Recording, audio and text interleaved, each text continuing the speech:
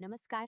अच्छा, क्या आप जानते हैं कि एमपीपीएससी की परीक्षा में मध्य प्रदेश की वन संपदा से हर साल कम से कम 5 नंबर के सवाल तो पक्के आते हैं। अगर नहीं तो कोई बात नहीं, क्योंकि आज के इस विश्लेषण के बाद ये 5 नंबर पूरी तरह से आपके हो जाएंगे। तो चलिए इस शानदार सफर पर निकलते हैं। आज हम सीधे चलेंगे मध्य प्रदेश के हरे भरे जंगलों और वहां की अनोखी दुनिया में।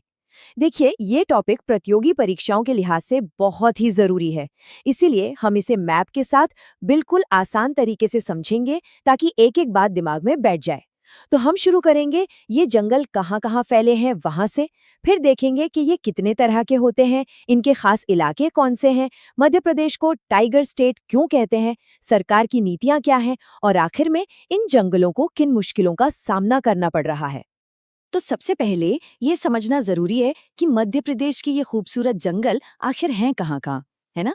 क्योंकि यहीं से तो उनकी पूरी कहानी की शुरुआत होती है। किसी भी जगह के जंगलों को समझने का ये पहला और सबसे जरूरी कदम है। अगर आप मध्य प्रदेश के वनों को देखें तो ये मुख्य रूप से 4 बड़े इलाकों में फैले हुए हैं: विंध्याचल, सतपुड़ा, मैकाल की पहाड़ियां और अपनी नर्मदा नदी की घाटी। अब यहाँ पर एक दिलचस्प बात नोट करने वाली है। वनों का जो सबसे ज्यादा जमावड़ा है, यानी सबसे घने जंगल, वो राज्य के पूर्वी और दक्षिणी हिस्सों में है। आप इस नक्शे में भी देख सकते हैं। जो गहरे हरे रंग का हिस्सा है, तो वो कौन से जिले हैं जहां सबसे घने जंगल मिलते हैं? ये नाम सीधे सीधे परीक्षा में आते हैं, तो इन्हें जरूर नोट कर लीजिए: बालाघाट, मंडला, डिंडोरी, शहडोल और छिंदवाड़ा। अब सवाल उठता है कि यहीं पर जंगल इतने हरे भरे और घने क्यों हैं? इसका जवाब बहुत सीधा है। राज्य की अलग अलग तरह की जलवायु और मिट्टी, ये दोनों मिलकर हर तरह के पेड़ पौधों के लिए एक बेहतरीन माहौल तैयार करते हैं। चलिए, अब जरा इन वनों के वर्गीकरण को समझते हैं, जो कि बारिश की मात्रा के हिसाब से किया गया है। ये वर्गीकरण भारतीय वन सर्वेक्षण ने किया है और परीक्षा के लिए ये सबसे जरूरी हिस्सों में से एक है। तो यहाँ पर पूरा ध्यान दीजिएगा। मध्य प्रदेश के वनों को हम बारिश के हिसाब से 3 हिस्सों में बांट सकते हैं। पहला है उष्णकटिबंधीय आर्द्र पर्णपाती वन। जरा सोचिए, ऐसी जगह जहां 100 से 200 सेंटीमीटर तक भारी बारिश होती हो और सागौन और साल के ऊंचे ऊंचे पेड़ खड़े हों। ये आपको बालाघाट, मंडला जैसे जिलों में मिलेंगे। दूसरा प्रकार है उष्णकटिबंधीय शुष्क पर्णपाती वन। यहाँ बारिश थोड़ी कम, मतलब 50 से 100 सेंटीमीटर होती है। ये भोपाल, सागर, ग्वालियर के इलाकों में है और यहाँ आपको खैर, बबूल जैसे पेड़ ज्यादा दिखेंगे। और तीसरा, कंटीले वन। यहाँ 50 सेंटीमीटर से भी कम बारिश होती है। ये मुरैना, भिंड जैसे इलाकों में पाए जाते हैं, जहाँ कांटेदार झाड़ियां ज्यादा होती हैं। अब बात करते हैं मध्य प्रदेश के जंगलों के 2 सबसे बड़े सितारों की, सागौन और साल। ये सिर्फ पेड़ नहीं है, बल्कि ये तो राज्य की अर्थव्यवस्था की रीढ़ की हड्डी है। ये बात जानकर आपको मजा आएगा कि मध्य प्रदेश सागौन के उत्पादन में पूरे भारत में नंबर 1 है। सागौन ज्यादातर दक्षिणी और पश्चिमी इलाकों में मिलता है, जैसे कि खंडवा और खरगोन में। वहीं दूसरी तरफ जो साल के जंगल हैं, वो मुख्य रूप से पूर्वी मध्य प्रदेश के मंडला, बालाघाट और डिंडोरी जिलों में फैले हुए हैं। और हाँ, इन दोनों के अलावा होशंगाबाद और छिंदवाड़ा जैसे इलाकों में आपको मिले जुले जंगल भी देखने को मिल जाएंगे। मध्य प्रदेश की पहचान सिर्फ इसके जंगलों से नहीं है, बल्कि यहाँ की शानदार जैव विविधता से भी है। और इसी से जुड़ा है वो खिताब जिस पर पूरे राज्य को गर्व है, टाइगर स्टेट। मध्य प्रदेश को बड़े गर्व से टाइगर स्टेट कहा जाता है। पर क्यों? ऐसा इसलिए क्योंकि दहाड़ते हुए बाघों की सबसे ज्यादा संख्या पूरे भारत में यही है। ये जो वन्य जीवों की विविधता है, जिसमें बाघ, तेंदुआ, बारहसिंगा और न जाने कितनी प्रजातियां हैं, यही तो राज्य के पर्यावरण के संतुलन का आधार है।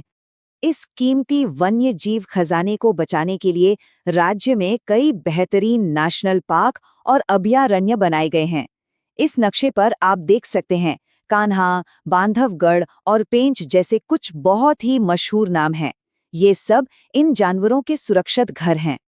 देखिए, सिर्फ जंगल उगाना ही काफी नहीं होता, उन्हें बचाना और सही तरीके से मैनेज करना भी उतना ही जरूरी है। तो अब हम जरा उन सरकारी नीतियों और उपायों पर नजर डालेंगे जो इन जंगलों की रक्षा के लिए उठाए गए हैं। साल 1988 में राष्ट्रीय वन नीति के साथ एक बहुत बड़ा बदलाव आया। इस नीति ने पर्यावरण को बचाने पर सबसे ज्यादा जोर दिया और इसी से एक बेहद कामयाब मॉडल निकला जिसे कहते हैं संयुक्त वन प्रबंधन यानी जॉइंट फॉरेस्ट मैनेजमेंट या जेएफएम। इस मॉडल की सबसे खास बात यह है कि ये मानता है कि स्थानीय लोगों की मदद के बिना जंगलों को बचाया ही नहीं जा सकता।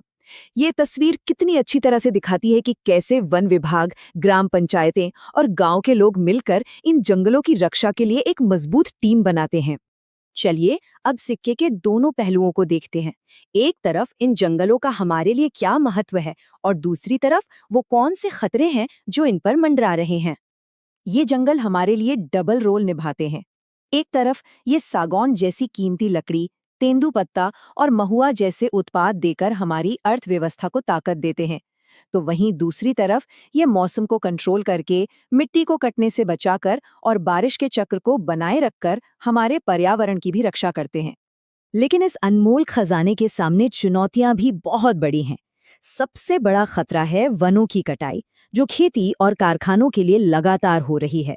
इसके अलावा जानवरों का अवैध शिकार, तेजी से बढ़ता शहरीकरण और बदलता हुआ मौसम भी इन जंगलों के लिए बहुत बड़ी मुसीबतें हैं। तो आखिर में हम क्या कह सकते हैं? यही कि मध्य प्रदेश के जंगल सिर्फ राज्य की नहीं बल्कि पूरे देश की एक अनमोल विरासत है और इन्हें बचाने की जिम्मेदारी सिर्फ सरकार की नहीं बल्कि हम सबकी है, समाज की और वहां रहने वाले स्थानीय लोगों की। एक एस्पिरेंट होने के नाते इस पूरी सूरत को समझना आपके लिए बहुत बहुत जरूरी है। चलिए अब फटाफट 1 मिनट के अंदर पूरे विश्लेषण का एक क्विक रिवीजन कर लेते हैं ताकि सबसे जरूरी बातें आपके दिमाग में हमेशा के लिए बैठ जाएं। तैयार हैं? चलिए फटाफट दोहराते हैं। सबसे ज्यादा घने जंगल कहाँ हैं? पूर्वी और दक्षिणी हिस्सों में। वनों के मुख्य प्रकार कौन से हैं? आर्द्र पर्णपाती, शुष्क पर्णपाती और कंटीले। सागौन कहाँ मिलता है? दक्षिण पश्चिम में। और साल? पूर्वी मध्य प्रदेश में। टाइगर स्टेट क्यों कहते हैं? क्योंकि यहाँ बाघों की संख्या सबसे ज्यादा है। जेएफएम मॉडल क्या है? स्थानीय लोगों की मदद से जंगलों का संरक्षण। और राष्ट्रीय वन नीति कब आई? 1988 में। हो गया ना सब याद? तो अब वो समय आ गया है जब हम ये देखेंगे कि हमने कितना सीखा। तैयार हो जाइए, आपकी स्क्रीन पर कुछ सवाल आने वाले हैं।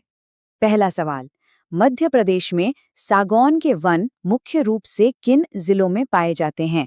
जरा सोचिए, थोड़ा रुकते हैं और सही जवाब है बी, खंडवा खरगोन, क्योंकि ये दक्षिणी पश्चिमी इलाके में आते हैं जहां सागौन के लिए सबसे अच्छा मौसम होता है। दूसरा सवाल स्क्रीन पर है, मध्य प्रदेश को टाइगर स्टेट क्यों कहा जाता है? इसका जवाब तो अब तक सबको रट गया होगा। रुकते हैं और बिल्कुल सही जवाब है बी, सर्वाधिक बाघों की संख्या के कारण।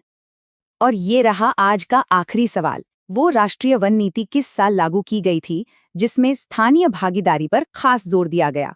याद कीजिए, थोड़ा रुकते हैं। सही साल है ए, 1988। बहुत खूब। मुझे पूरी उम्मीद है कि इस विश्लेषण से मध्य प्रदेश की वन संपदा की पूरी तस्वीर आपके दिमाग में एकदम साफ हो गई होगी। अगर आपको ये जानकारी अच्छी लगी तो प्लीज इसे लाइक और शेयर जरूर करें।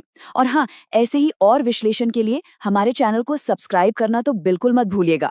हमारा अगला टॉपिक और भी मजेदार होने वाला है, मध्य प्रदेश के राष्ट्रीय उद्यान। तो मिलते हैं अगले विश्लेषण में। तब तक